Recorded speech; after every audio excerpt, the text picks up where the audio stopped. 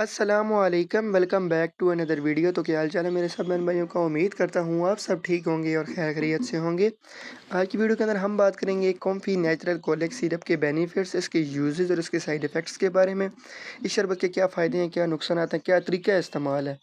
2 minute की video के अंदर आपको मुकम्मल डिटेल बता दूंगा। तो वीडियो स्टार्ट करने से पहले आप सब बहन भाई से मेरी एक छोटी सी रिक्वेस्ट है, अगर आपको मेरी वीडियो पसंद आए तो वीडियो को लाइक कर देना, चैनल को सब्सक्राइब कर देना और बेल आइकन को प्रेस कर देना ताकि मेरी हर नए आने वाली वीडियो आप तक इजीली पहुंच सके।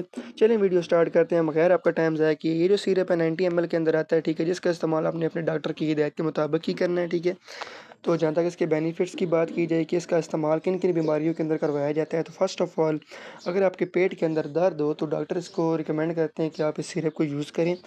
उसके बाद अगर आपके पेट में बदहज़मी हो जाए, आपको बदहज़मी हो रही हो, आपको उल्टा चीज़ें खाने की वजह से आपके पेट के अंदर हज़मा नहीं हो रहा हो, तो आप इस सिरप का इस्तेमाल करवा सकते हैं। अगर आपके पेट में उफारापन हो जाए, आपका पेट फूल जाए, गैस बन जाए, तो इन सब मसाइल के अंदर भी आप इसको इस्तेमाल करवा सकते हैं। मतली की सूरत के अंदर भी इसको इस्तेमाल करवा सकते हैं।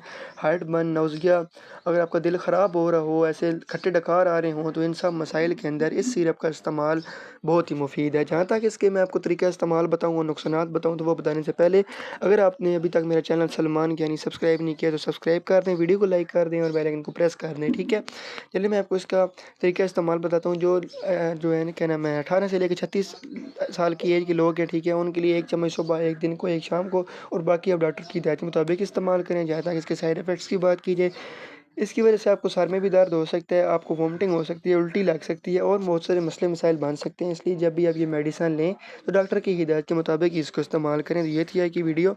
उम्मीद करता हूँ आपको मेरी वीडियो पसंद आई होगी। इंशाल्लाह मिलते हैं अगली वीडियो के अंदर। इतनी देर के अपना ख्याल रखिएगा, दुआ में याद रखिएगा और चैनल को सब्सक्राइब करना ना भूलिएगा। अल्लाह हाफिज़। Thanks for watching.